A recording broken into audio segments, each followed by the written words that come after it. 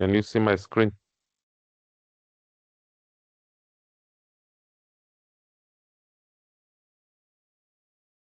Hello? Yes, sir, we can.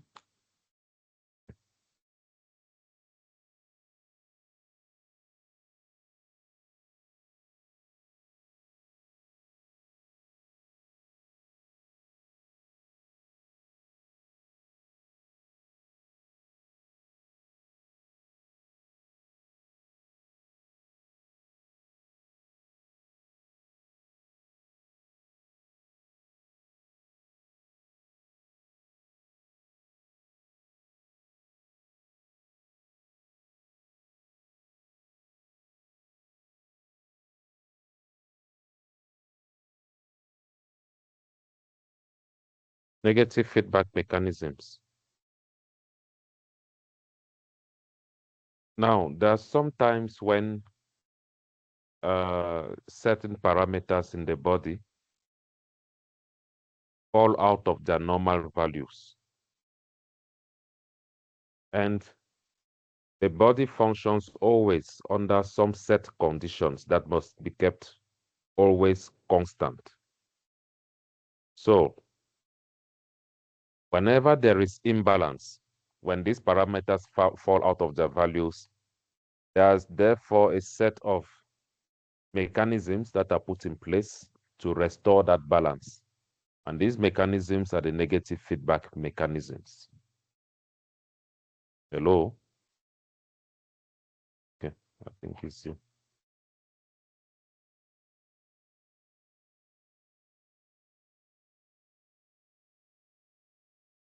So these mechanisms, the negative feedback mechanisms, are those mechanisms that are in charge of bringing back adjustments in the body whenever there is an imbalance. Now, we are going to look at two concepts here. It is negative feedback mechanisms, and it is also homeostasis. Both of them are about adjustments. But according to your caps, the way they've separated them, it is such that negative feedback mechanisms will always adjust the level of hormones. Hormones are produced by glands. Sometimes these glands will produce too much of the hormone, and we know too much is not good. Too little is also not good. We always need normal values. So if a particular gland is producing more of the hormone than necessary, a negative feedback mechanism will set up such that the gland is inhibited and the secretion and production of that hormone will be reduced and returned to normal. If a gland is underproducing a certain hormone, I will not call it a negative feedback this time, but this time it will be a positive feedback. Nevertheless, positive feedback mechanisms are not part of our syllabus, but that's what they are called. If the gland is underproducing, then a mechanism will be set up that will be a positive feedback to stimulate. So the negative feedback will inhibit. The positive feedback will stimulate the gland to produce, to secrete and release more of the hormone so that the hormone level again increases back to normal. Homeostasis, on the other hand, according to your syllabus, deals with other parameters that need to be kept constant, but are not necessarily hormones. Now, for example, body temperature. What's the normal human body temperature? About About 36 degrees, 35, 30, 36. okay. Rather go for 37 for us to be more alive. 37 degrees Celsius. Whenever it gets cold below 37, the body does everything in its capacity to bring back, to keep, not to bring back, to keep the body temperature at 37. And whenever it gets, environmental temperature goes above 37, the body does everything in its capacity again to keep the body temperature at 37, constant. Okay? So, nevertheless, temperature is not a hormone. The temperature needs to be kept constant. Temperature needs to always be adjusted. And what causes this adjustment, or when this adjustment is achieved, we call it homeostasis. Hormone levels, when the adjustment is achieved, it is achieved through negative feedback mechanisms because we're dealing with hormones. Another homeostatic function that we'll look at, so today we are going to look at body temperature or thermoregulation, going to look at the level of carbon dioxide as well, because carbon dioxide is not a hormone, but it needs adjustment. Therefore, homeostasis is what will take care of it. Previously, we had looked at osmoregulation, water balance, which is not a hormone. Therefore, homeostasis is what takes care of it.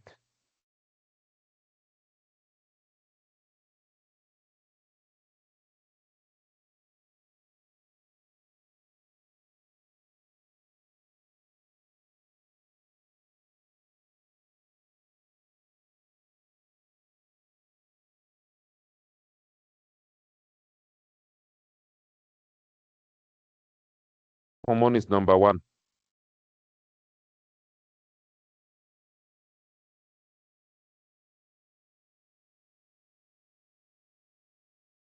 What hormone is number one? Insulin, sir. Insulin.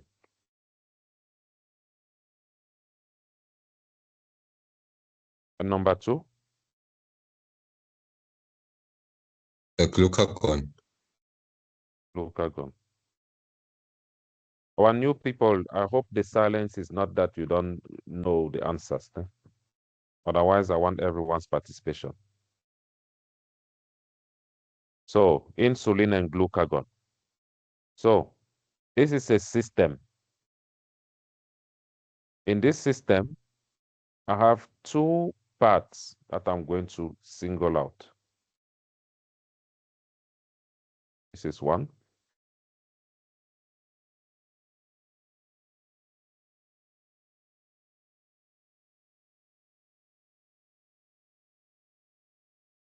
And this. So I have the green part here that I'll call A.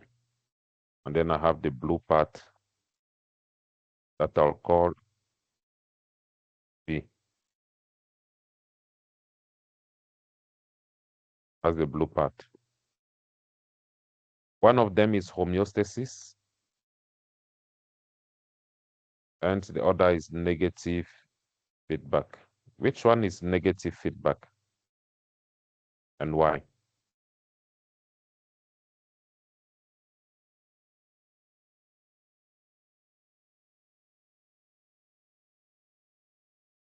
Wouldn't glucagon be negative feedback? I have A and Because B. I have A and B. for A, okay. So a bit. Let me see something.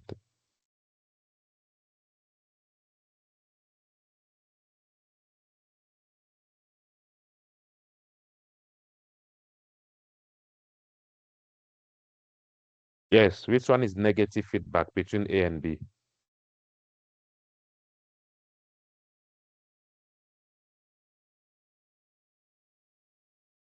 Hmm? How back way?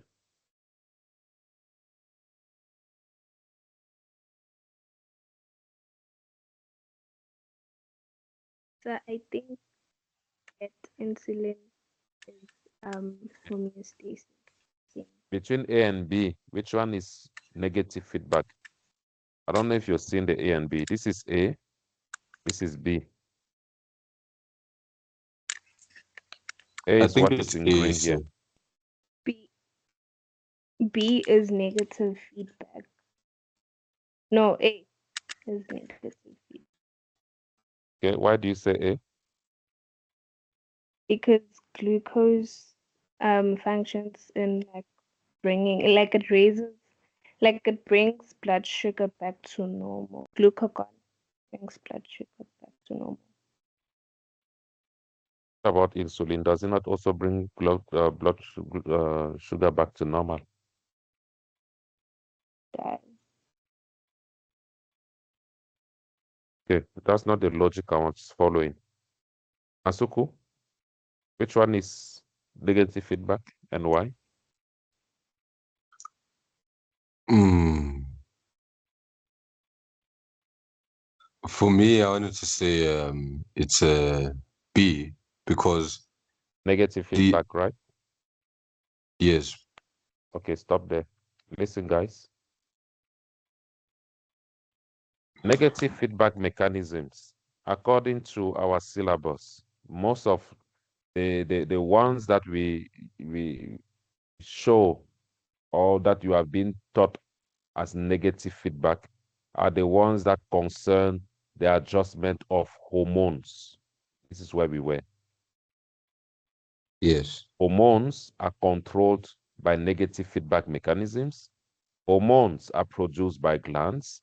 When a level of a hormone is higher than normal, a negative feedback mechanism is set up to inhibit the gland such that the production of that hormone decreases back to normal. When a gland okay, produces less hormone than normal, a positive feedback mechanism that I don't want to talk about is set up such that the gland is stimulated to produce more of the hormone so that it increases back to normal.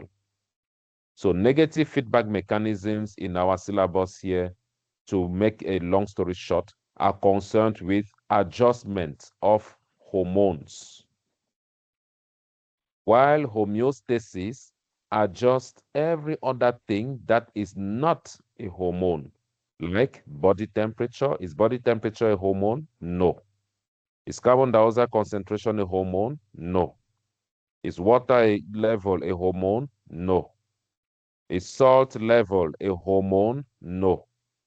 So who adjusts these ones that are not hormones? It is homeostasis. Are we following? yes, sir. So I ask again, I have a system here of two parts. I've circled in blue, I've called it B. In green, I've called it A. And I ask, which one is negative feedback and why? Which one is controlled by negative feedback?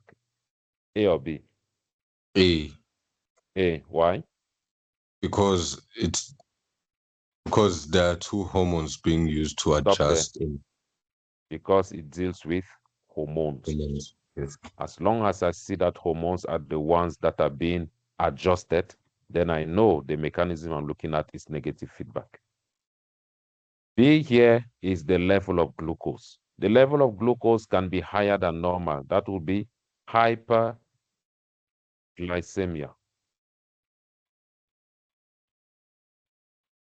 Or the level of glucose could be lower than normal. If it's not hyper, it is Hypo. hypo. hypo. So that would be hypoglycemia. Therefore, does glucose level need to be adjusted? The answer is yes. Is glucose a hormone? The answer is no. Since glucose is not a hormone and I need to adjust it, who adjusts it for me? It is homeostasis. Because it's not a hormone that we're dealing with. Are we clear? Yes, sir. Good. Now, one is Yes, the sir. master, one is the slave. The master here is homeostasis. The slave here is negative feedback mechanism. I need you to understand using this very system here. This system is very clear to us. The master is homeostasis. The slave is negative feedback. What I mean is, one of them uses the other to bring about its own adjustment, and that is homeostasis. Homeostasis uses negative feedback mechanisms to restore balance. For example, in this system, glucose level is high. And to adjust glucose, I'll need what? Hormones. Who controls the hormones for me? It is negative feedback mechanisms. So in order to use these hormones to bring about glucose adjustment, I need to use negative feedback mechanisms to control the level of the hormones to bring about adjustment. I don't know if I'm making sense. Do you understand?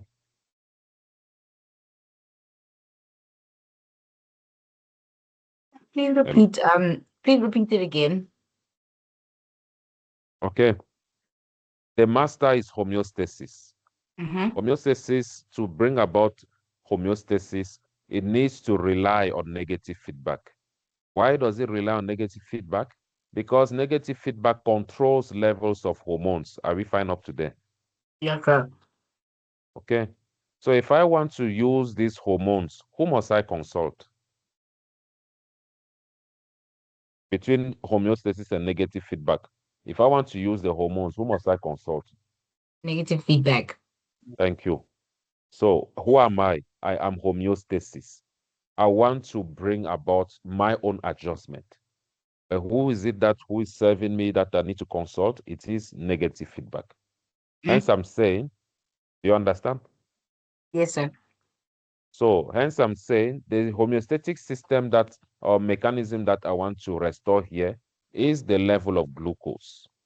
But to restore that level of glucose, since I need hormones, I need to consult the person in charge of regulating the level of hormones. And that person is who? Negative feedback.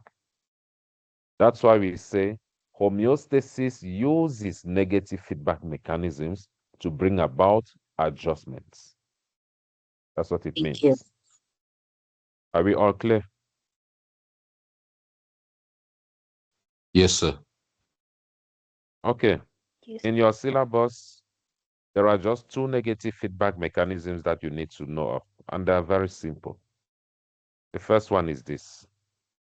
By the way, while I was teaching you those specific topics, I already gave you the essays in terms of these same negative feedback mechanisms. The first one is thyroxine. Thyroxine is produced from where?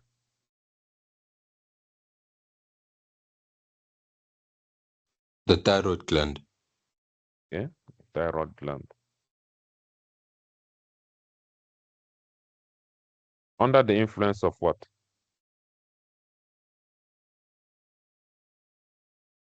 TSH. Okay, TSH. What's the full meaning of TSH? Thyroid stimulating hormone. Okay, thyroid stimulating hormone. What is its function? Mm, Read it just backward. The hormone, it will to stimulate. It's a the hormone used hormone to that stimulate stimulates. that stimulates the Then, thyroid gland to produce thyroxine. thank you. That's the function. Where does this hormone come from? The pituitary gland, sir. Pituitary gland. So our first negative feedback mechanism. They'll ask you, explain how the level of thyroxine is regulated when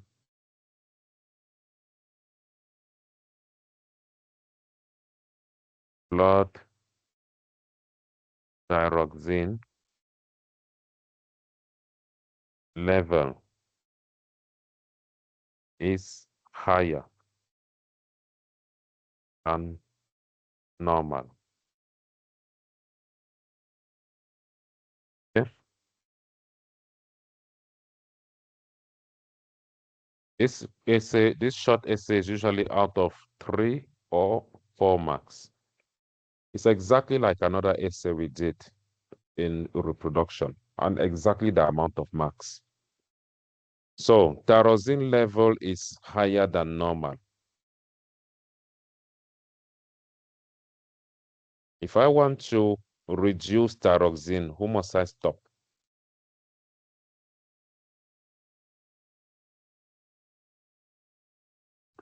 The thyroid Thyroid gland. gland. Okay, I must stop the thyroid gland. If I want to stop the thyroid gland, who must I stop? TSH.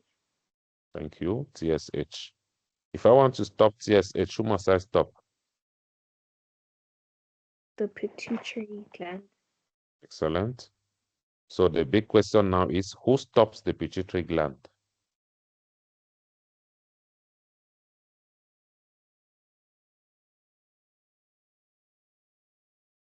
Hmm? Would it be negative feedback? But then by what? By what does that? Let me remind you of something. If you are going forward, forward is positive. See, we're going Yes, backwards. Backward will be what? negative. Negative feedback mechanism. Who stops thyroxine? Feedback. Thank you, Letabo. What a splendid entry. Who stops the pituitary gland?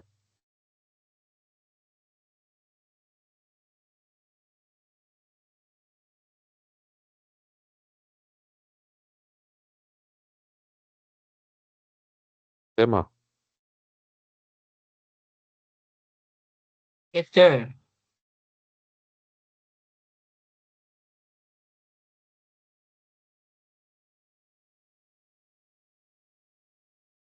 who stops the pituitary gland?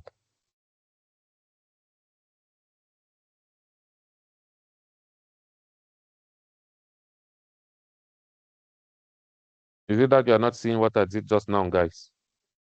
Is it the thyroid? Is it thyroxine? It is thyroxine. Okay? It is thyroxine. The essay I was asking you, I was telling you guys about is this one we did under reproduction, where I asked, explain how further ovulation is prevented once fertilization has occurred. And you'll be telling me how high levels of progesterone exert a negative feedback on the pituitary gland. Okay? Stimulating it to produce less FSH is the same essay we're having here. So,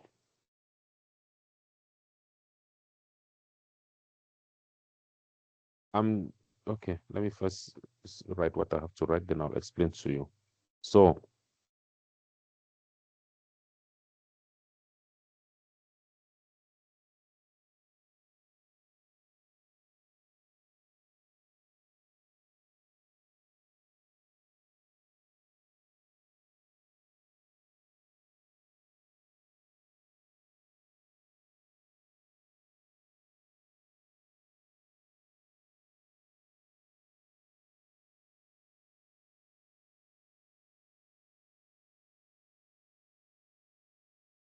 let me use this word rather.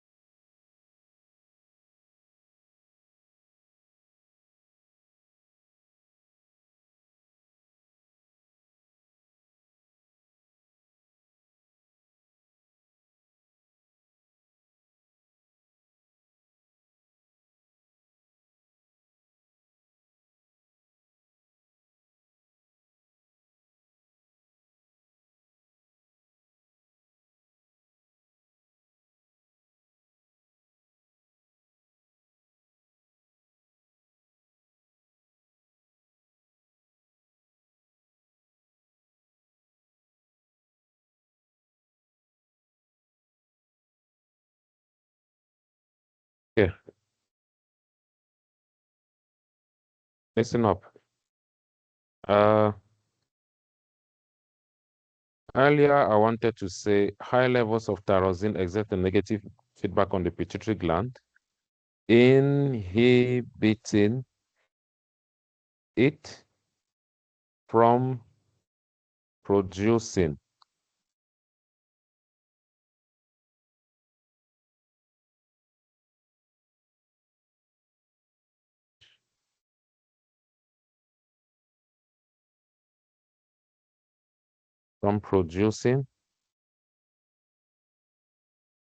TSH.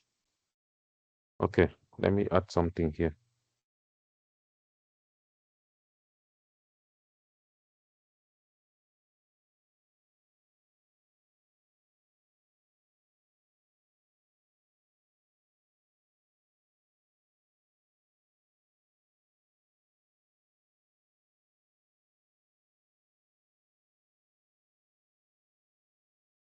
This is still correct. It's still very, very correct. Inhibiting it from producing TSH is still very correct. But I've noticed with time that most of you, when I use this word inhibit, and then I ask you the opposite essay, when thyroxine levels are lower than normal, because you saw this first essay and with the word inhibit, you hardly can figure out a word that can replace it. So hence, I'm making it easier. This is a word that you can use in both cases. Here I'm using stimulated, but this time I'm saying stimulated to release less TSH. And when thyroxine levels are lower than normal, tell me, how should be the TSH level this time?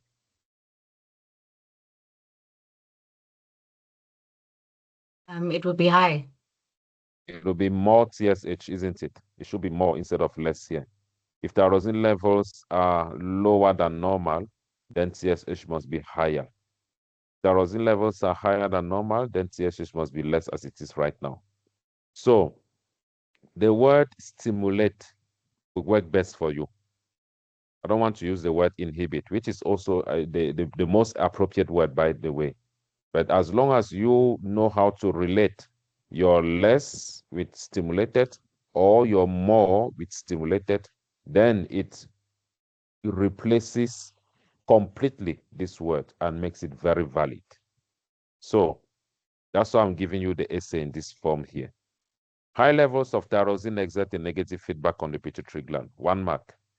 The pituitary gland is stimulated to release less thyroxine. Our tick will be on the word less here. So you must be able to always tell whether it is less or more. Due to low levels of TSH, the thyroid gland is less stimulated and less thyroxine is secreted. You see, the total is either 3 or 4. I've already made 4 marks. Thyroxine levels decrease back to normal. A negative feedback mechanism or a homeostatic mechanism must always end with values being returned back to normal.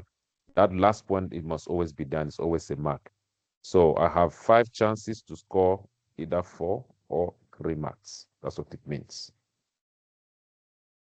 Can someone therefore tell me the essay? Explain how the level of tyrosine is regulated when blood tyrosine level is lower than normal. Someone tell me. Low levels of thyroxine exert a negative feedback on the pituitary gland. The pituitary gland is stimulated to release more TSH. Okay, stop there. Okay, continue.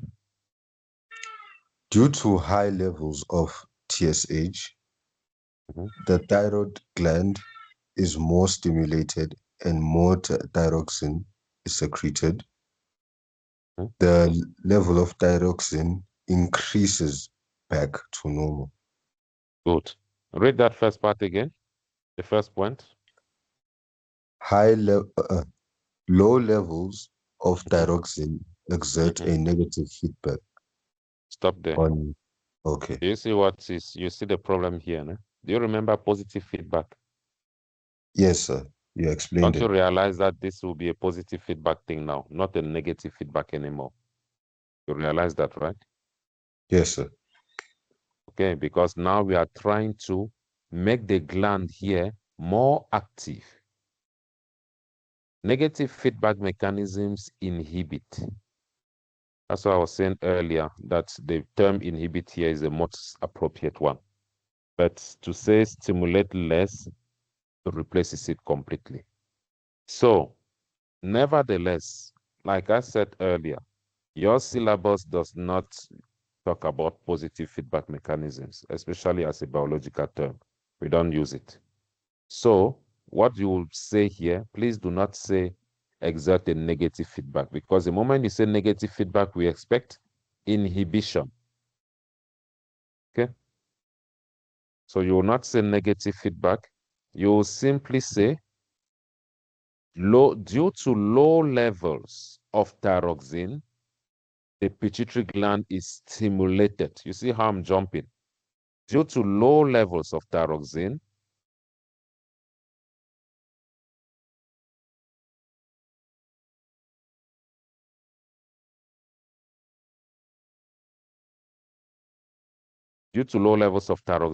I cancel this whole thing here. I just go here. The pituitary gland is stimulated to release more TSH. And then the others are adjust accordingly. Is that clear to all of us? Betabo.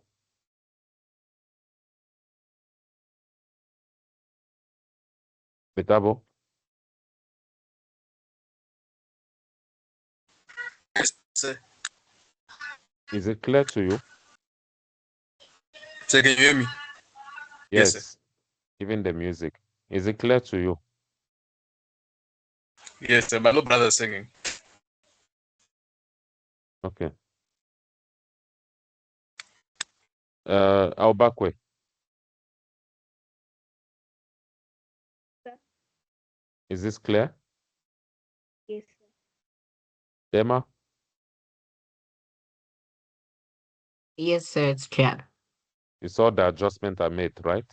So we are not going Yes. to say negative feedback when we are dealing with when we want to make a gland active. We're only going to say negative feedback when we want to suppress or inhibit that gland because something was too much. When something is too much, excessive, that's when we call in a negative feedback mechanism.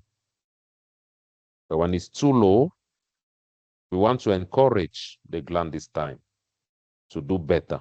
So when we want to encourage, you give positive feedback to encourage.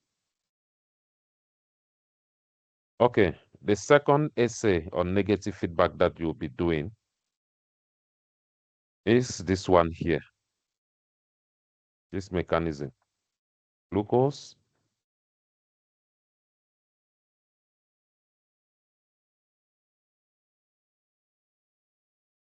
to glycogen. This is under negative feedback because we are having the hormones here. Nevertheless, it's impossible to just talk about the negative feedback here without mentioning the hormones, the glucose and the glycogen. So everything will start with glucose. If glucose is high, which hormone must increase here between insulin and glucagon? What did I do? I drew these arrows in the wrong direction. Seriously, what happened here?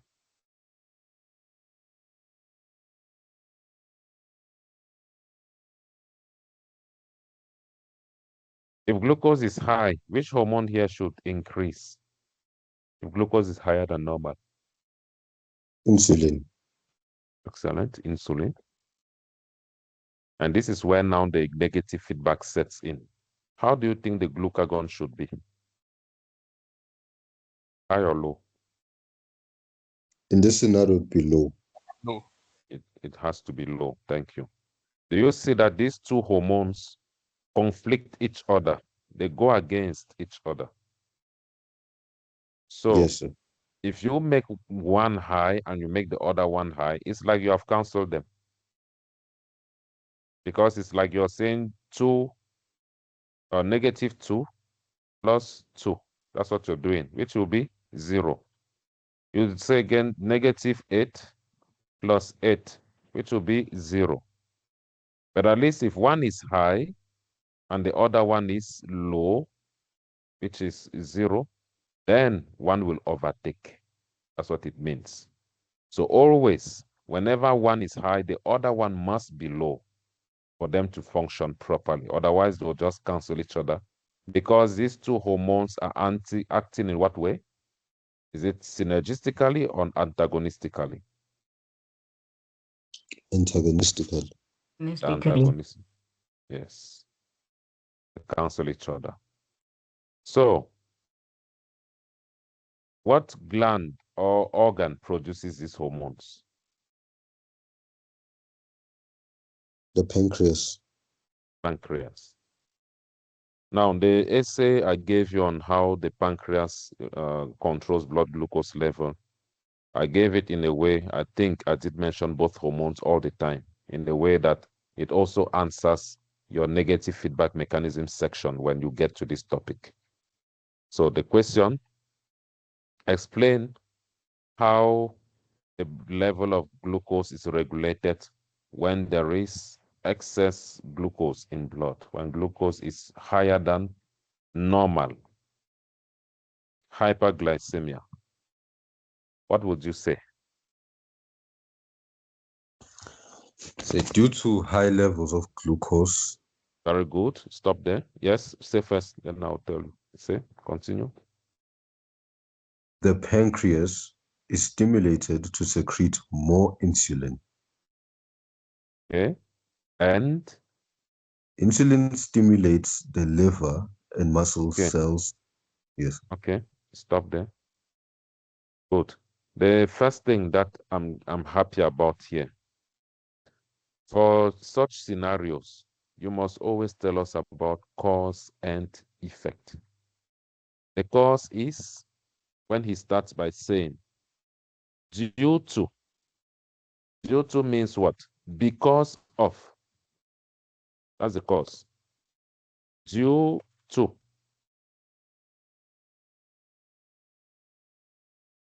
Which means because of. That's the cause I'm always talking about. Cause and effect. Due to high levels of glucose. This is a mechanism that brings about adjustments. So to bring about adjustments, there must first be an imbalance. So it's because of the imbalance, which is what? High levels of glucose, that the effect, the pancreas is stimulated to release more insulin. That is now the effect of that cause.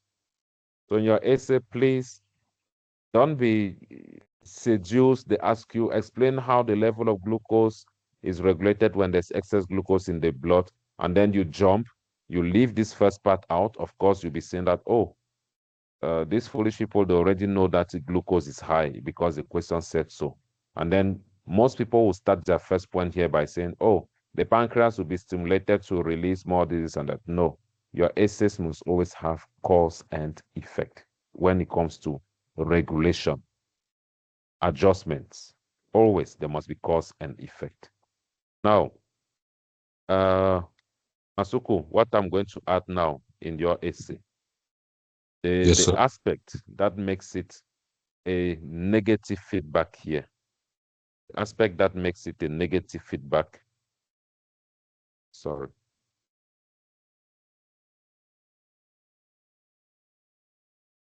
it makes it a negative feedback. The pancreas is stimulated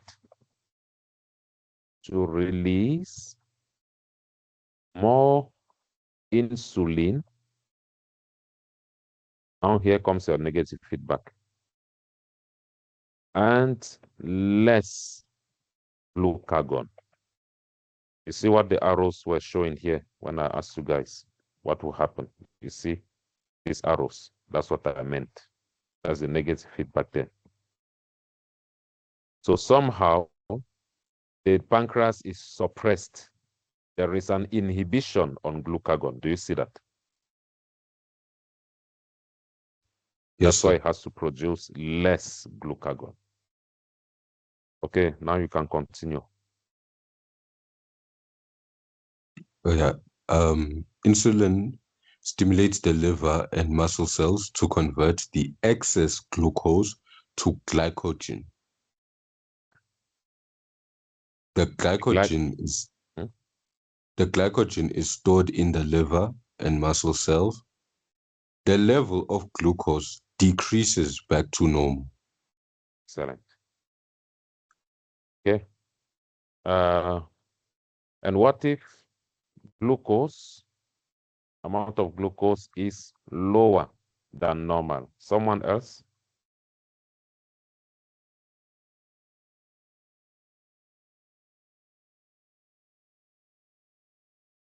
Someone else?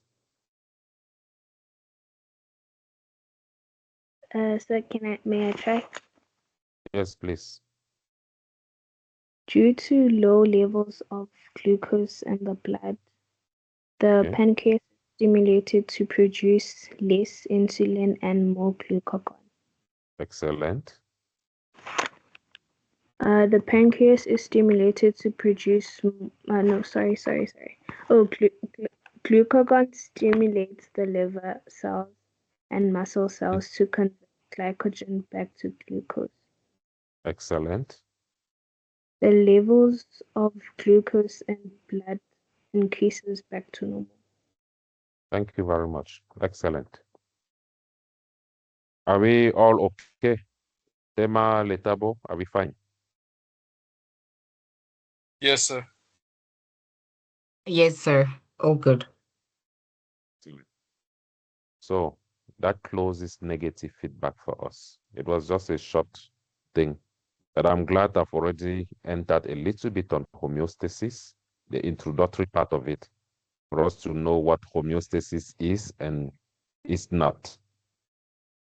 Now, our next topic, homeostasis.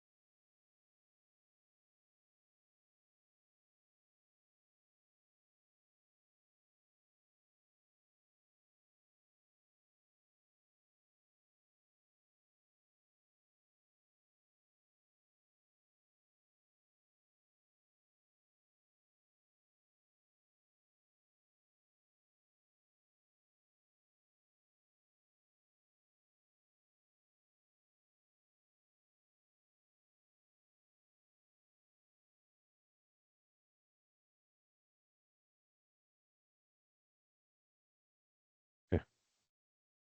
It is the process of maintaining a constant internal environment within narrow limits despite changes in the internal and external environment. That is what homeostasis is.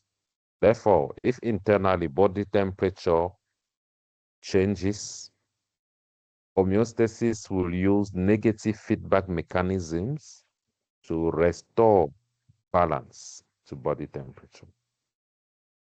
If water levels change, homeostasis will use negative feedback mechanisms to restore the level of water back to normal.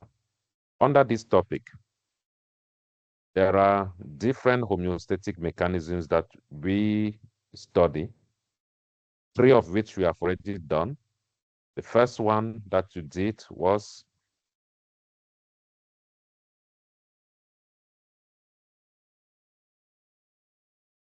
blood glucose.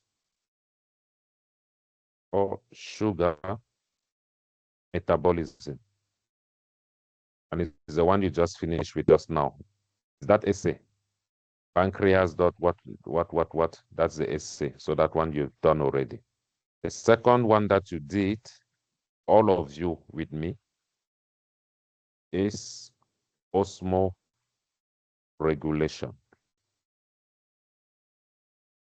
The third one that you all did with me is salt. This one was with ADH. Salt balance. This one was with aldosterone.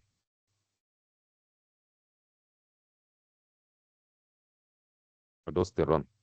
Now, the ones that you are going to do now, the remaining ones, will be carbon dioxide balance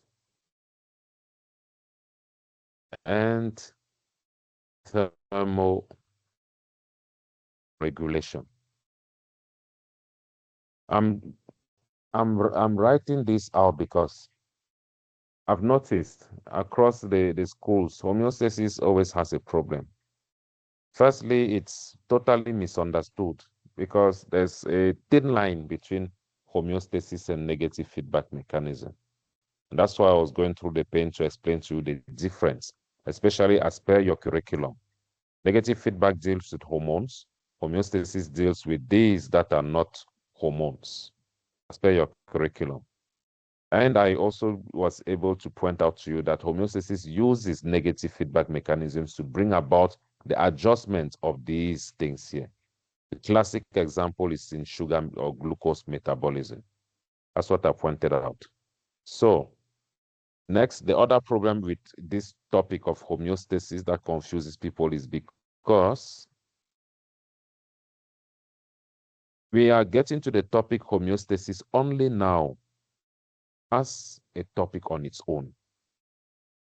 But we had already covered previously other homeostatic mechanisms. And that's why sometimes people don't even realize anymore that these are homeostatic mechanisms that normally should belong to this side here when we finally introduce the topic homeostasis.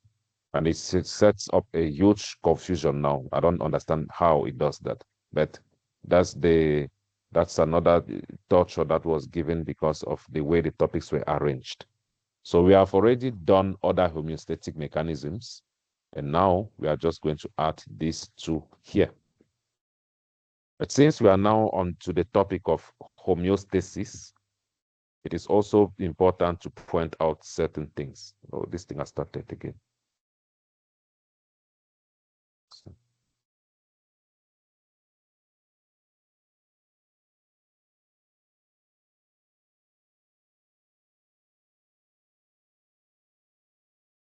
I don't know how to do it now.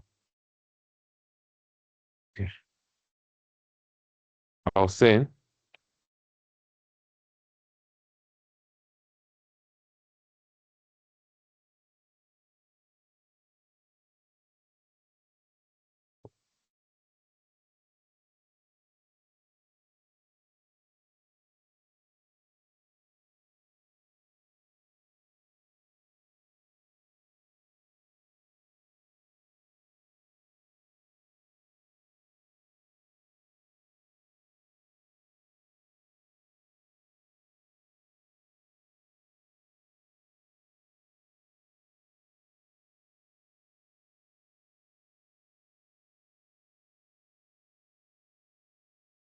okay. Since we're on the topic homeostasis now, it is therefore important that we understand homeostasis or a homeostasis system. A homeostatic system requires three components for maintaining balance. One is the receptor.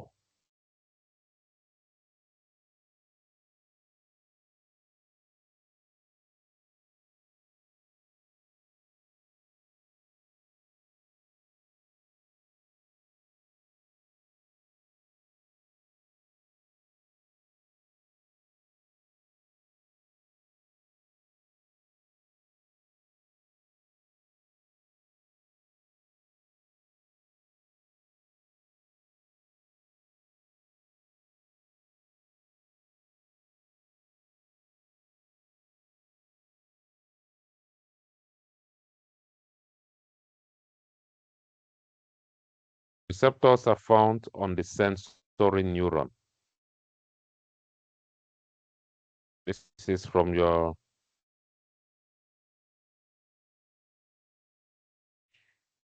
nervous system. Second component, control center.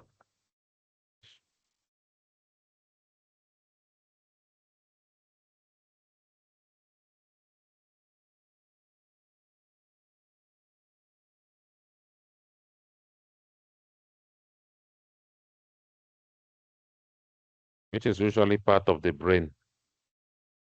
And third component is the effector. Effector, where we get action being executed, what brings about the adjustment in the imbalance. So this in itself will serve as your mind map for most of your homeostatic essays. For example, so we have receptor, control center, brain, then effector. For example, your essay on osmoregulation here. Osmoregulation. Which receptors were mentioned? Osmoregulation.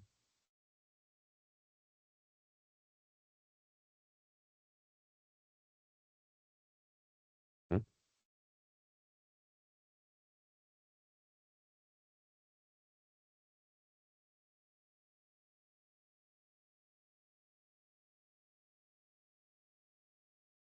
Hello?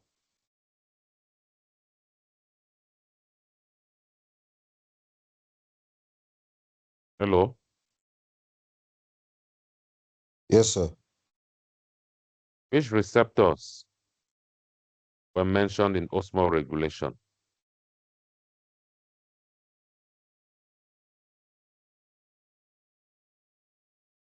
Osmoreceptors. Thank you. Osmoreceptors. And what was the control center? The hypothalamus. Oh. Oh, sorry. Why am I saying no? Correct. I'm even shocked. Maybe that's why. And the effector?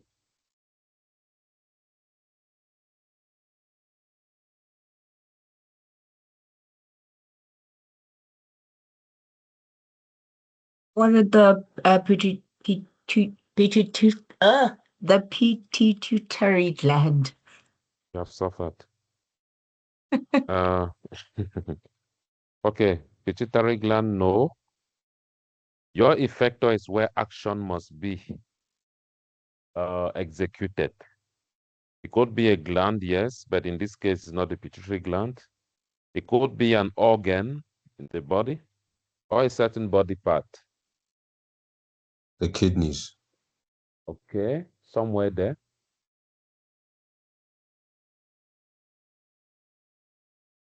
The liver. No. Still, they could give you marks for the kidney, but I want it more specific. Osmoregulation, there was action somewhere to regulate the amount of water, especially lost in urine. That was the action. Is it the renal tubules? Please, you have redeemed yourself. Although the way you say these things, thank God is Lord. The renal tubules. Okay. What was the action there? The pores either opened more or they closed. What was the action? The renal tubules were either more permeable or less permeable. That's the action we're talking about. So you must look for this. If I'm writing there for my essay on osmoregulation, I take these points as my mind map. In my essay, did I write a receptor? Yes, osmoreceptors. In my essay, did I write a control center? Yes, hypothalamus. In my essay, did I write an effector? Yes, permeability of the tubules. When I see that I've mentioned such points and are in line with my mind map, then it tells me that at least There is no way I could go with less than half of the marks in my essay. That's my mind map. Unfortunately, it works only for the essays that we have. Osmoregulation, carbon dioxide balance that we shall do, and thermoregulation. Otherwise, for blood glucose, we're going straight to the glands, the pancreas, and we don't talk about any control center. And salt balance, we also go straight to the glands and the effector, which is the kidney there. We don't talk about any control center. Okay, carbon dioxide regulation. I don't know what's happening with this thing here.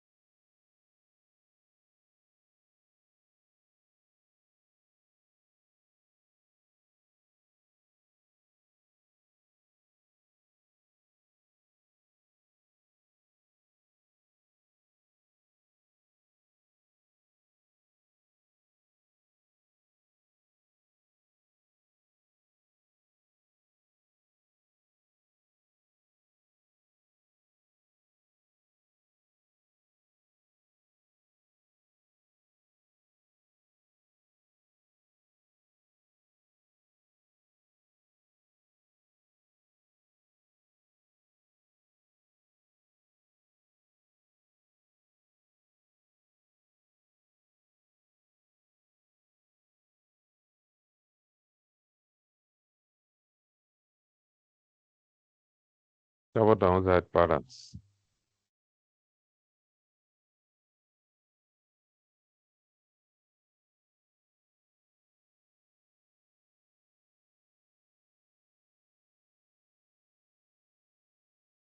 When carbon dioxide is in excess in blood,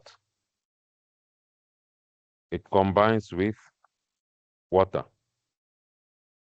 to form carbonic acid.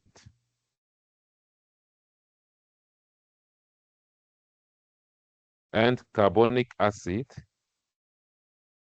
will dissociate, breaks down to form a hydrogen ion plus a bicarbonate ion. The presence of a hydrogen ion, what does it indicate?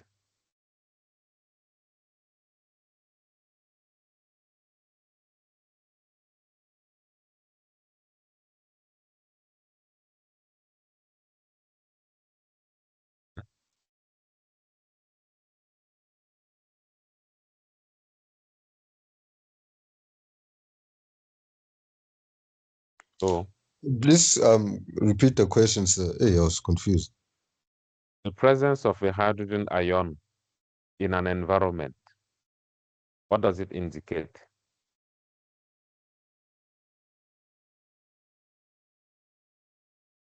Ish, I don't know. Okay. Physics students, you do physics, Masuko. Yes, sir. Others will hide now. Okay. According to Laurie Bronsted, hydrogen indicates the presence of an acid. Acids. It tells you that the environment is getting acidic. So the more hydrogen ions you produce, the more acidic the environment is. Okay? And in terms of pH, what does it mean? The more acidic, what happens to the pH? Does it increase or does it decrease? Decreases. It? Does it go up or down? Decreases. Thank you. Down. It decreases. Thank you. To get closer to the strongest acids like sulfuric acid and hydrochloric acid around pH 1 there. So the more hydrogen ion, the more acidic, the lower the pH. But blood pH always wants to be at about 7,4, which is slightly alkalinic, slightly basic. Now, it means that if there's too much hydrogen, that pH will go down from 7,4 to 7 to probably 6 to 5. It is already dangerous there. It means I need to remove the hydrogen ions. If I want to remove the hydrogen ions, who must I remove here?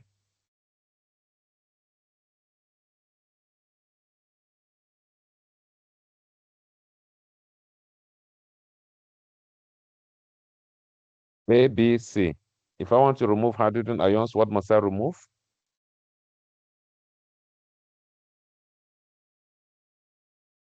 I think B, sir. B is water, Chief. Oh, didn't see. Sorry, sir. C. C. So step by step, if I want to remove hydrogen ions, I must first remove carbonic acid, A. If I want to remove carbonic acid, I must remove carbon dioxide. I'm doing this. No one is going to ask you for these equations. Okay? But the only reason why I'm doing this is so that we understand that there is a link between carbon dioxide levels and acidity. So that we understand that there is a link between carbon dioxide levels and blood pH. Do you understand? Yes, sir. Good. Because when I will be talking about carbon dioxide level and blood pH, there should have been, if we didn't go through this, a question in your mind asking, but how does carbon dioxide, what does carbon dioxide have to do with pH? So the question has been answered here. And now our essay. No, before our essay. Now, like any homeostatic system, there are three components: receptor, control center, and effector. I want to take out carbon dioxide. How do you take out carbon dioxide from your body?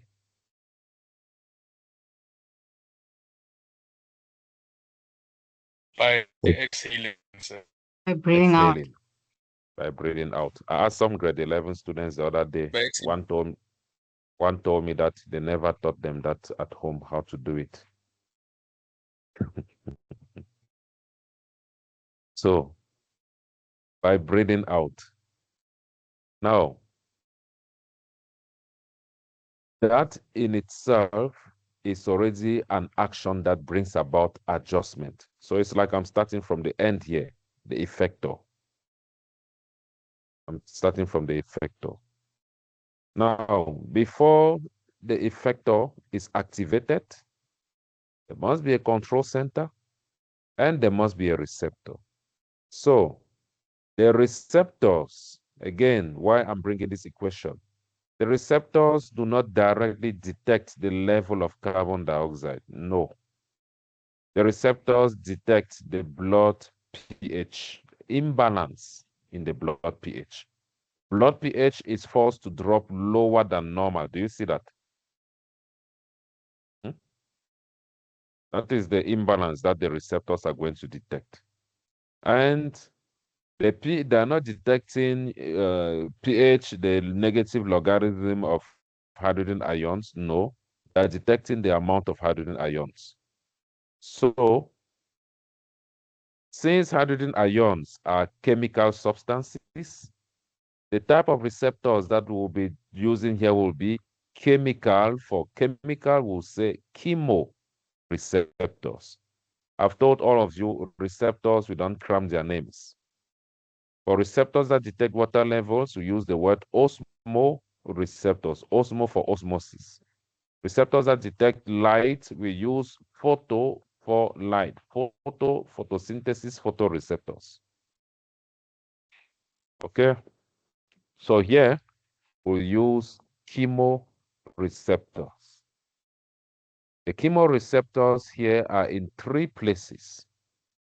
1, medulla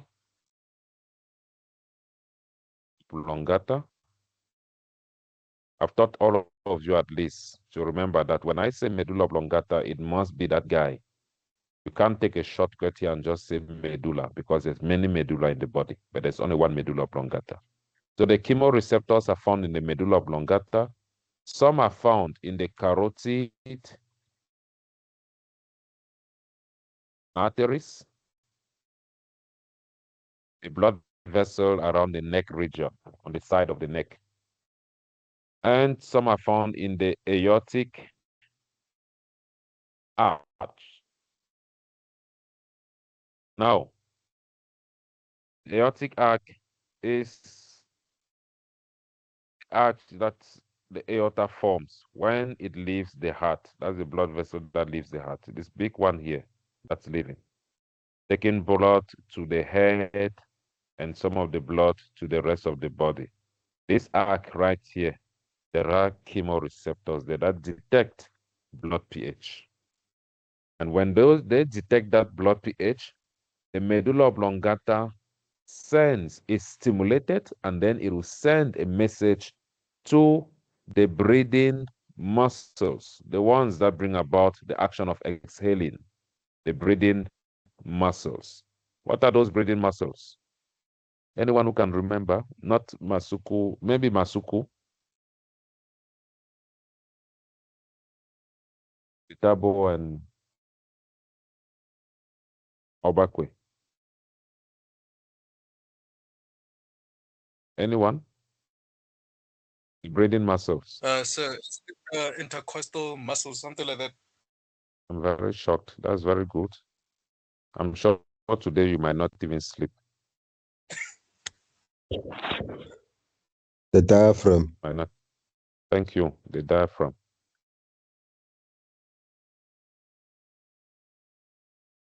The intercostal muscles and the diaphragm. Okay. So these are the effectors. My essay here is complete. I've mentioned chemoreceptors. Those are the receptors. I've mentioned the medulla oblongata. Of course, the medulla oblongata is part of the brain. That's my control center. And the medulla oblongata, why? Again, here I don't cram. Because when I'm sending a message to a control center to bring about execution through the effectors, my control center, I don't cram. I ask myself, what action do I want to achieve? The action of breathing. And then I ask myself, in the brain, when we did the brain, which part of the brain was controlling breathing? The answer is medulla oblongata. That is why this guy is my control center. Similarly with hypothalamus. Which part of the brain was controlling water level? They don't say directly for the hypothalamus, but they just say the hypothalamus controls the state of hunger and thirst. Thirst has to do with water level in the body. So my answer will be the hypothalamus. When we'll be doing thermoregulation, which part of the brain controls body temperature? Again, hypothalamus. So I don't cram. I send those things exactly there like that. So my essay is complete. I've mentioned my receptors, chemoreceptors, and where they are found. I've mentioned my control center, medulla oblongata. I've mentioned the breathing muscles, which will be the effectors. So how do I put it in order? Cause and effect, because this is adjustment. Because of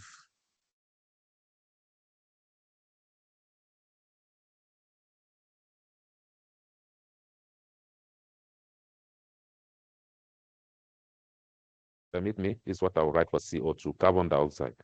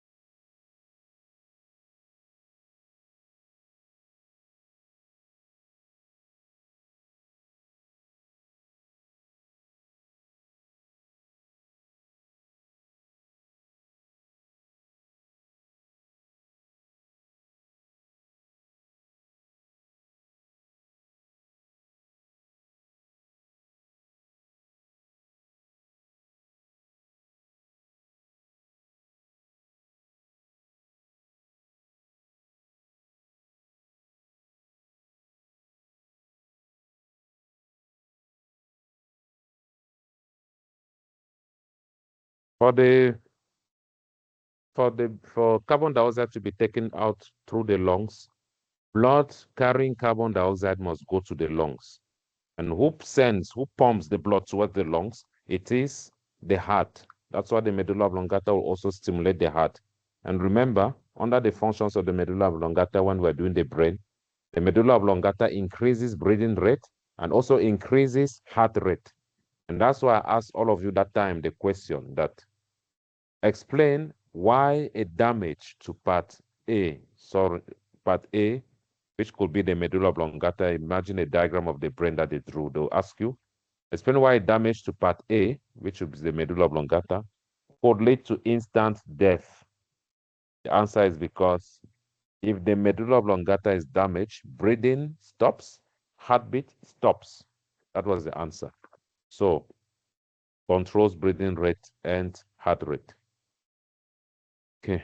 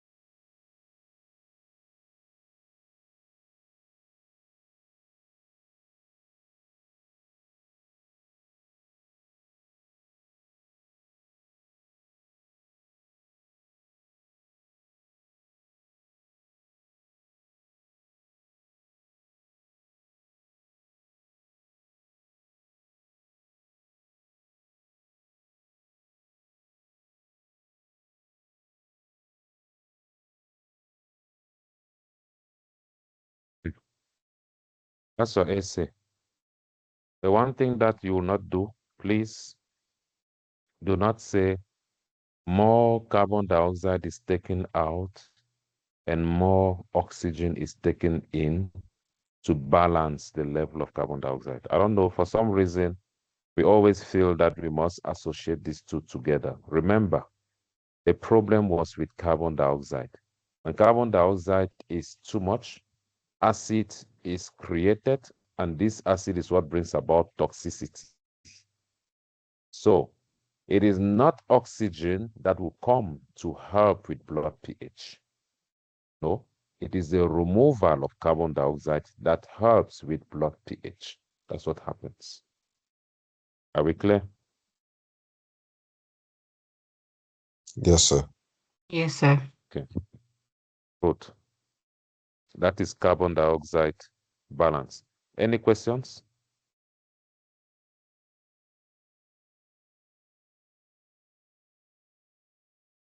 No questions. Let's go to thermoregulation. We still have time. I'll start thermoregulation and see how far it takes us.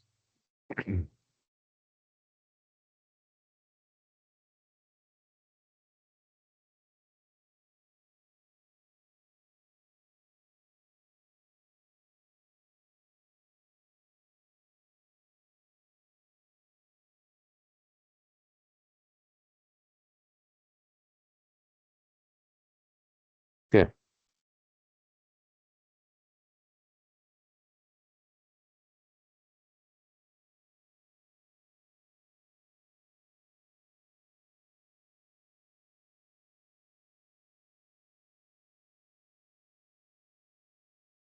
Animals are classified into two groups, either endothermic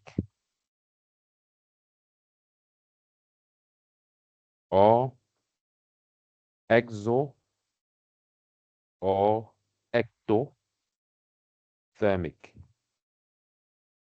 Endothermic, warm-blooded, ectothermic or exothermic, cold-blooded organisms. Which organisms are cold-blooded?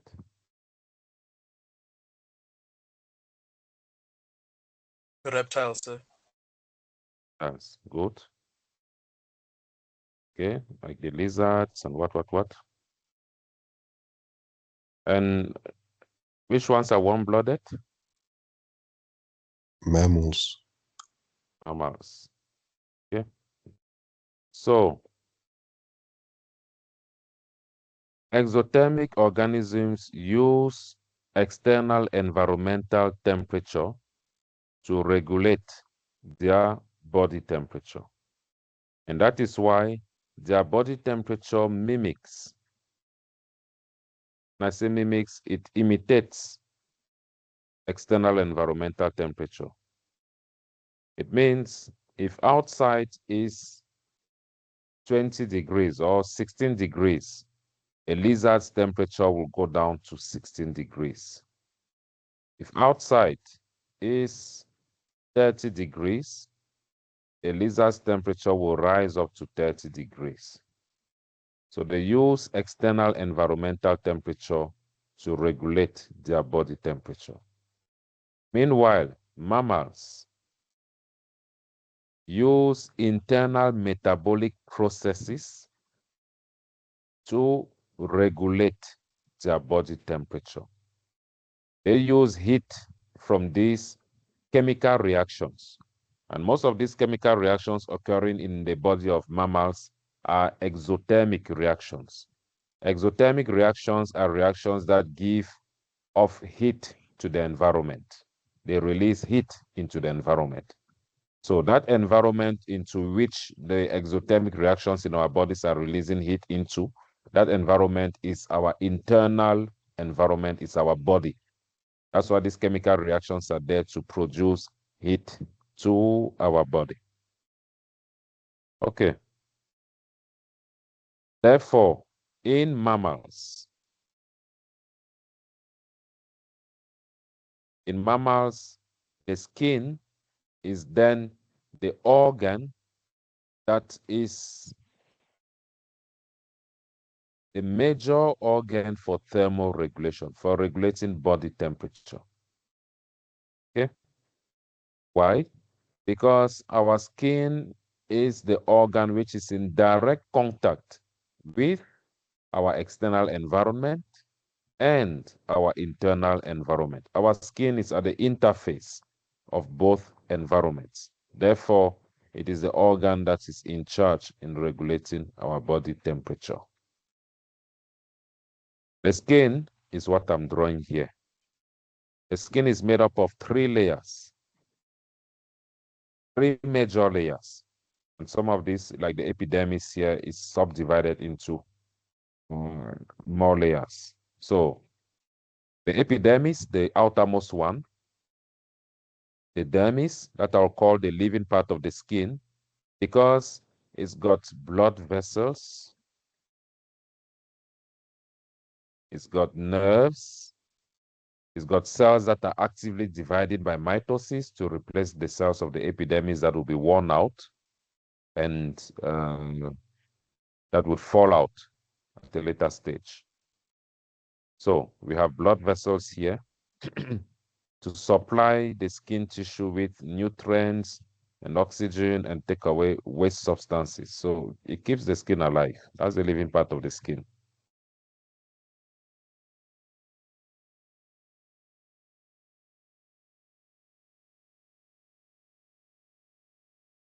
Then we have here a sweat gland.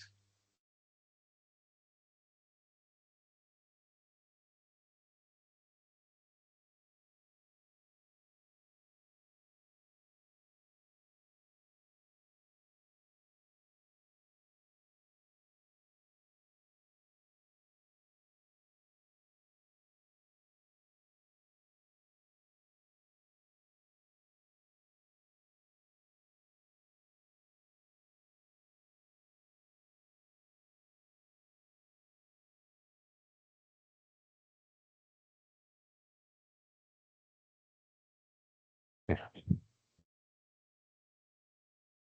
So that's how the skin looks like. Now, your body temperature could be exposed to 2 different environmental conditions. It's either it will be on a hot day or on a cold day. Whatever be the case, what we are going to discuss here, thermoregulation, will be controlled by 2 concepts, 2 processes.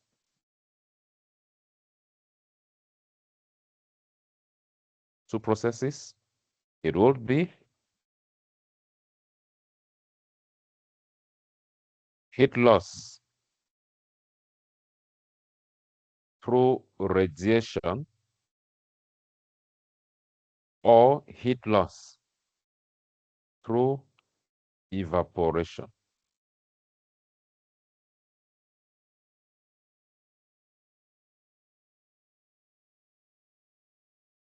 I have 2 scenarios here, A and B.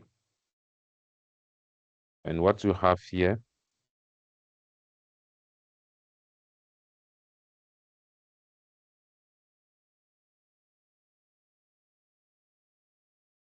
is the skin surface. That's the skin surface. And here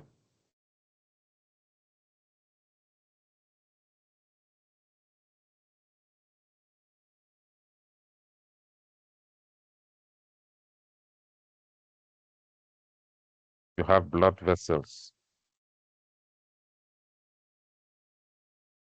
This is the same blood vessel under condition A and under condition B. It's a blood vessel.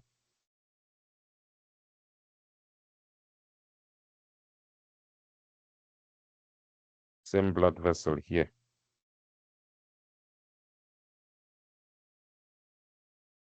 In which case, how is the blood vessel at A? Is it dilated? Is it constricted? Dilated. Dilated. Thank you. And B?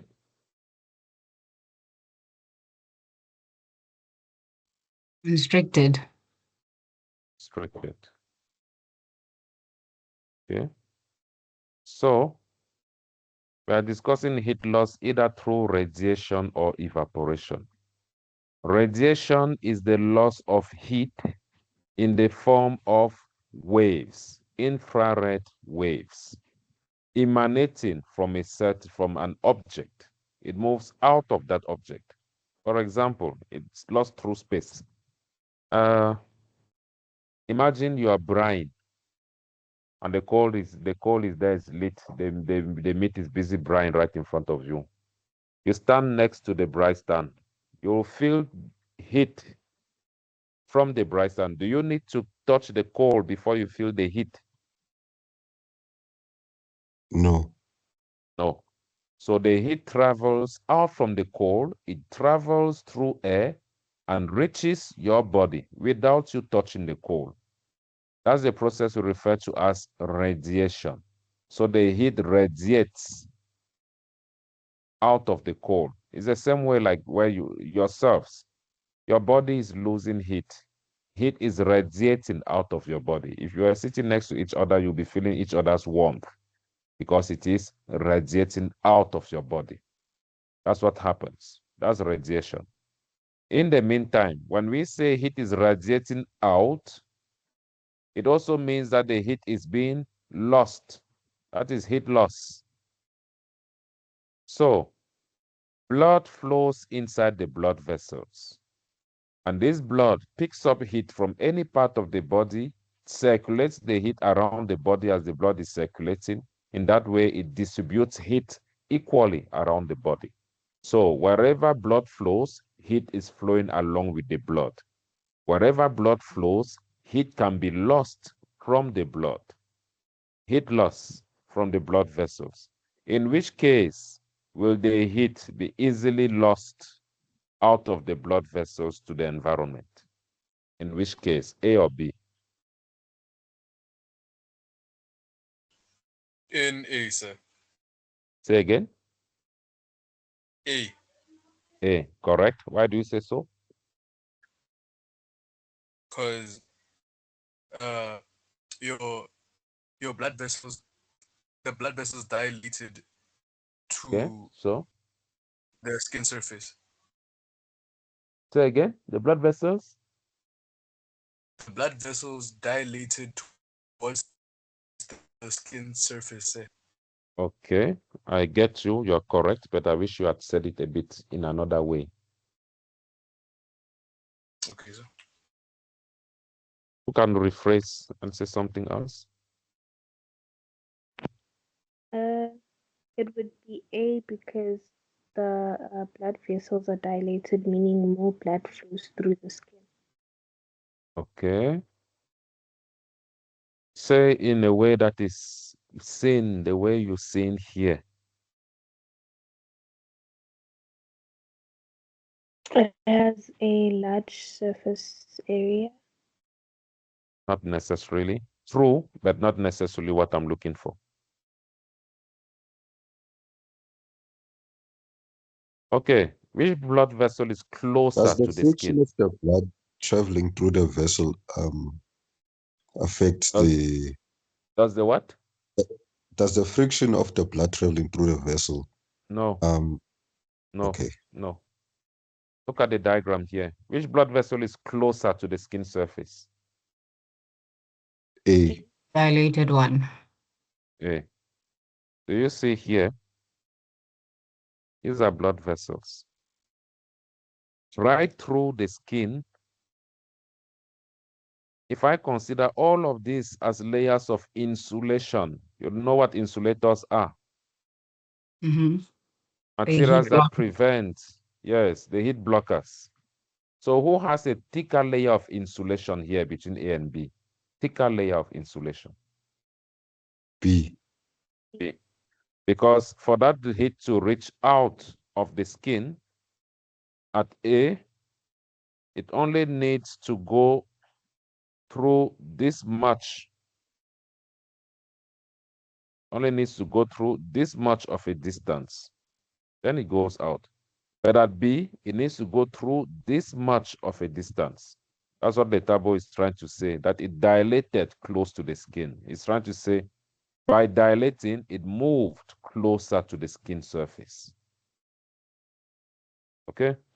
In that way, blood flows close to the skin surface, and it's easier for that blood to throw out heat.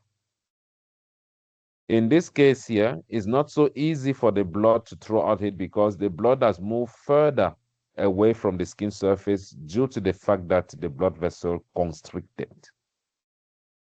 Okay. Now, we're talking about blood vessels. Because you're talking about blood vessel, the process by which this blood vessel would dilate, vessel will say vaso. Since it dilated, we'll call it vasodilation. Vasodilation. And here also, since we're talking about blood vessels constricted, we'll call it vasoconstriction.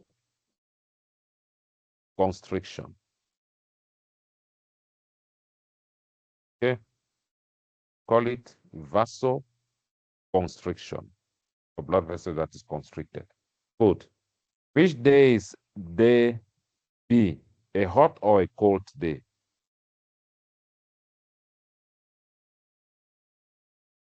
So which day would what? Would be B. Which day is B? B, is it a hot day or a cold The day? cold day. A cold day.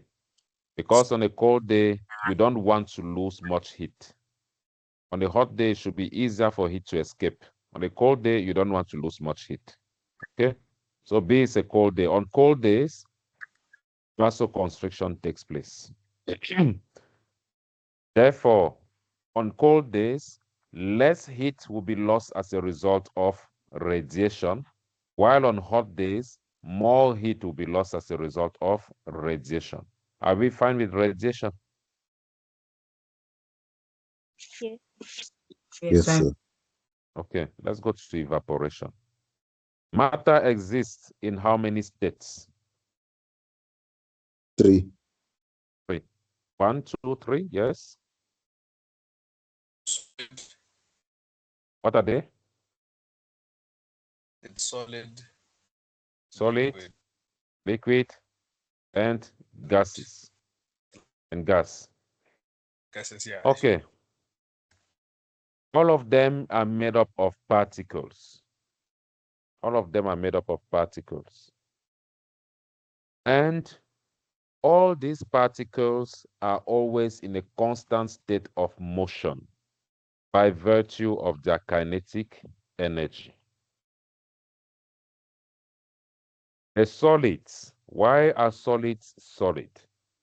The reason is because although their particles are always in a constant state of motion, imagine them vibrating, okay? Their particles, they vibrate but at fixed positions. They remain same position, but they just keep vibrating. Liquids are liquids because their particles vibrate, but they move about. That's why liquids can flow.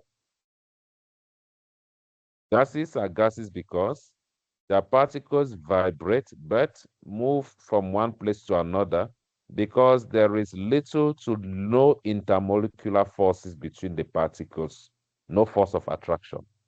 That's why you can spray perfume in one side of a room and you get the smell far in another part of the room because the gas particles of the perfume can spread far wide. Now, can the amount of vibration be increased?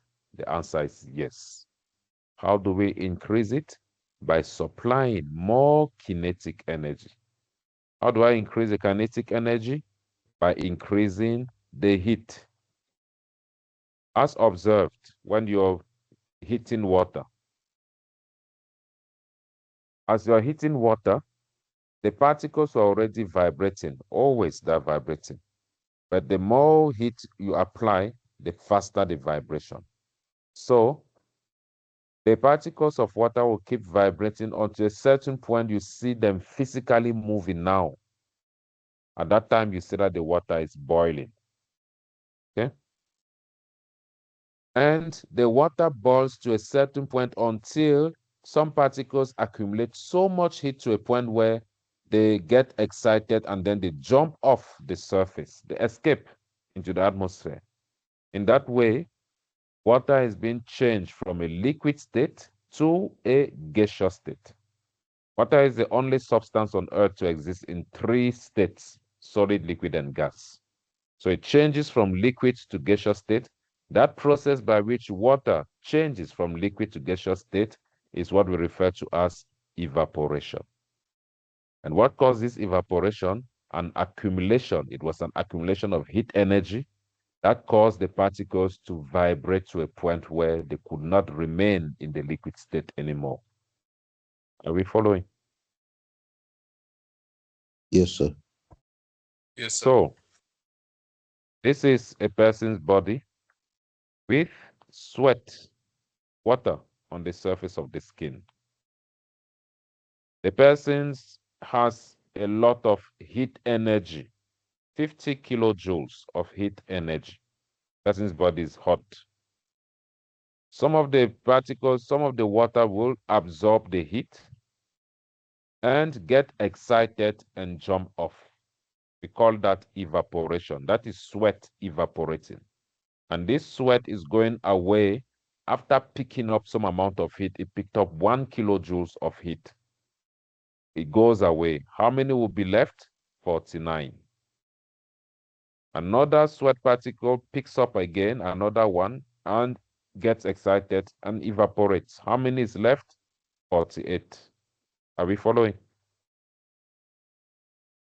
Yes, sir. Another one picks up and evaporates. How many is left? 47. What's happening to the amount of heat here? It is decreasing. What's happening to the person's body temperature? It is decreasing. What's happening to the person? The person is cooling down. What's causing the person to cool down? It is the evaporation of the sweat particles that are going off with some amount of heat. So the cooling down process is happening thanks to evaporation. Do we understand? Yes, sir. Good. So we've talked about radiation and evaporation. On a hot day, therefore, there will be more evaporation because there'll be more sweating. On a cold day, there will be less evaporation because there will be less sweating. On a hot day, there'll be more heat loss as a result of evaporation, and on a cold day, less heat loss as a result of evaporation. Now, these are the effectors. Blood vessels that dilate or constrict, and the sweat glands that get more active or less active in producing sweat. Next, your receptors. That will be the thermoreceptors found in the skin. Then your control center will be the hypothalamus. So, our essay.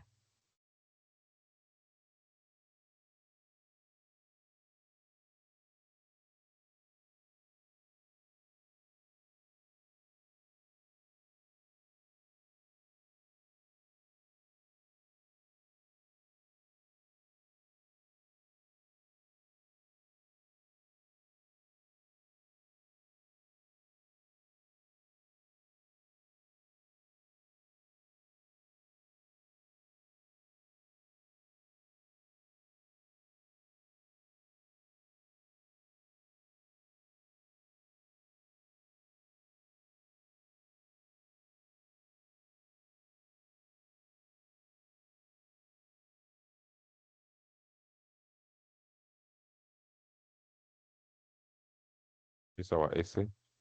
For this one, I always give them like this. Number form. Okay. First,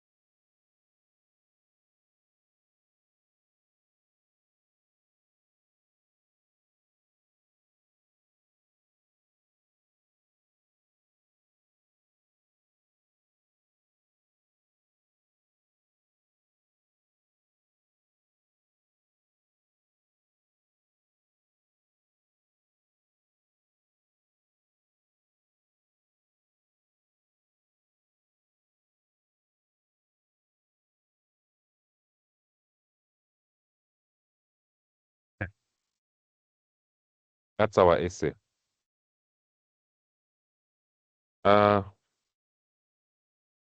Notice here,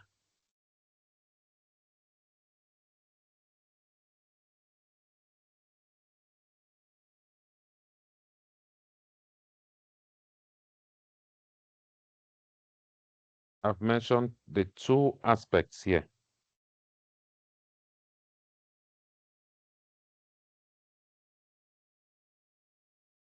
I've mentioned the two aspects here. How heat is lost. More heat is lost through evaporation. Again here, more heat is lost through radiation. The two aspects, the two ways in which heat is lost must always be mentioned. Now, looking at this, I want each one of you, one after the other, you'll tell me how body temperature will be regulated on a cold day. First point, Tema.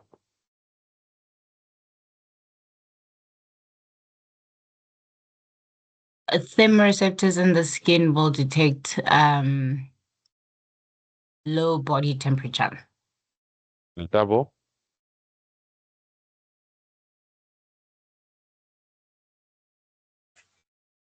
So do I start from the beginning or do I continue from where No, she left you are off? continuing.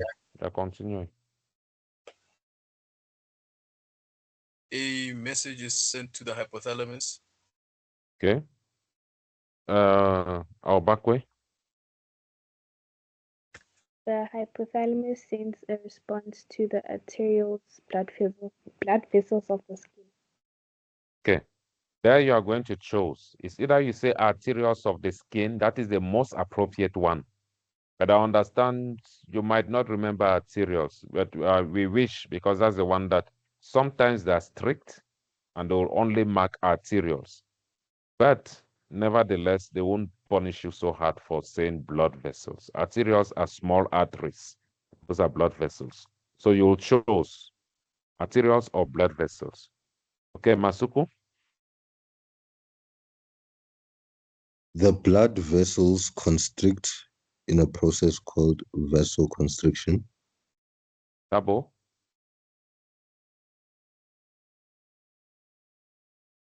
Less blood flow through the the surface of the skin.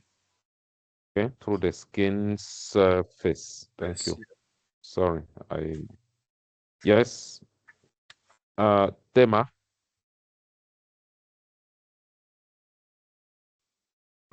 Less heat is lost through radiation. Okay. Aubakwe? Less blood flows through the sweat glands. Okay. Etabo?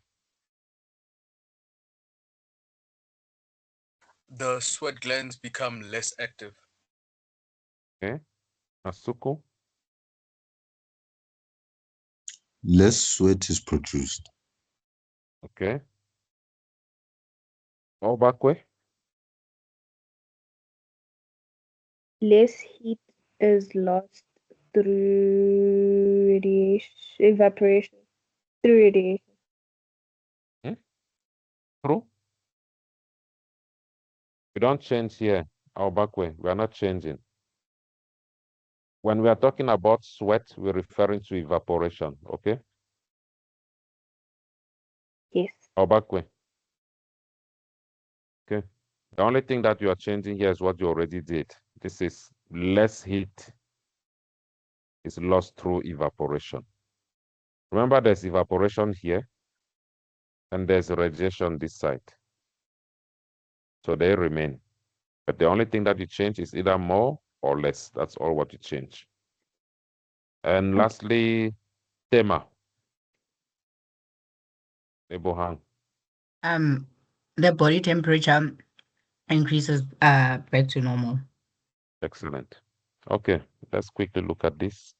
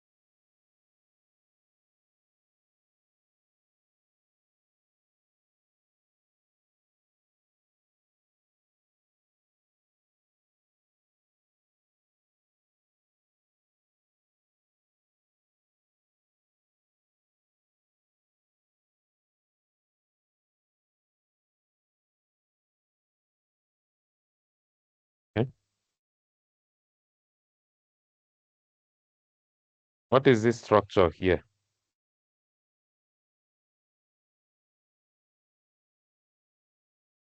The diagram below represents the That's skin in a person under different environmental conditions. What's the structure? blood vessels or arterioles, sir. Yeah, correct. Letabo on fire. Okay. What is X? Is it sweat glands? Sweat glands. Okay. Give the letter of the diagram that shows the skin on a hot day. Which one? B. B. B. B. Two reasons. Water. That you can Mm. drink. Yes. No. Sweat. Sorry. Sweat. Thank you. Sweat is visible, and the dilation of the blood of the Arterioles. arterioles. Yes. Arterioles. Excellent. The arterioles are dilated. Well, how do we call that process? Vasodilation. Vasodilation. And then the sweat glands here. Good. Name the part of the brain that regulates the body temperature. Medulla oblongata. So, and it's so loud in disaster. Is Tema, it well wrong? done. Ask Jesus. Hypothalamus. The hypothalamus. Where is that thing? Did I close that? Oh. The hypothalamus, Tema, is still here. Do you see that? Yes, sir. That's the guy. A message is received here, and then he sends a response to regulate the hypothalamus. Okay. Name one hormone that has the same effect as seen in diagram A. I'll tell you directly. It is adrenaline.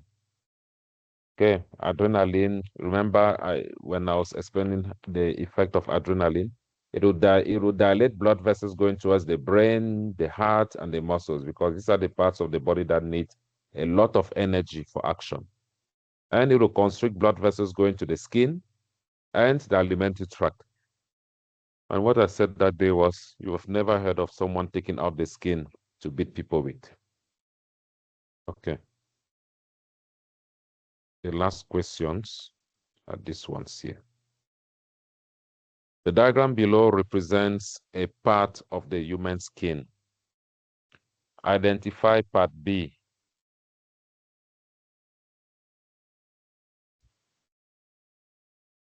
B is what? Sweat glands.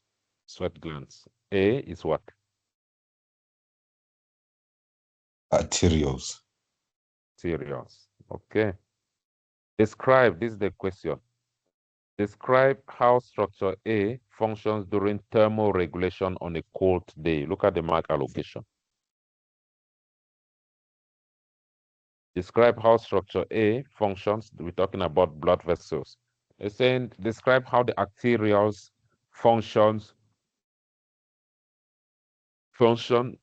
during thermoregulation on a cold day. So The blood vessels blood would vessels, constrict. okay? They It would means constrict. Oh, okay. here you'll be taking which points. That's what I was giving in numbers. Which points are you taking here?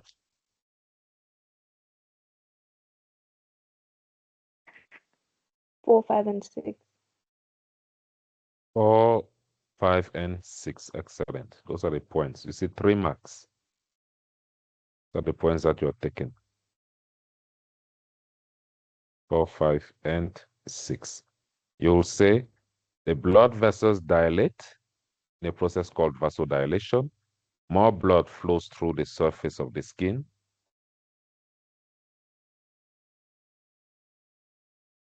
More blood flows through the surface of the skin. More heat is lost through radiation. What if, yes, what if the same question was asked and then they said, instead of saying here structure A, they said structure B. Describe how the sweat glands function during thermoregulation on a cold day. What points would you take from here?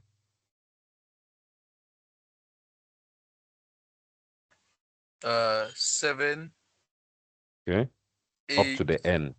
9, 10, and 11. Good.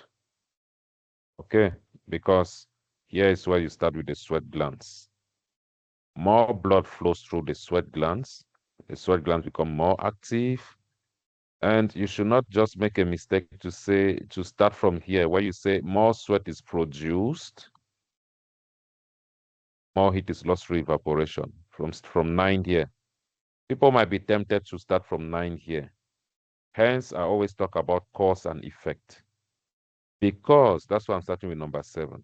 Because more blood flows through the sweat glands, that is why the sweat glands become more active.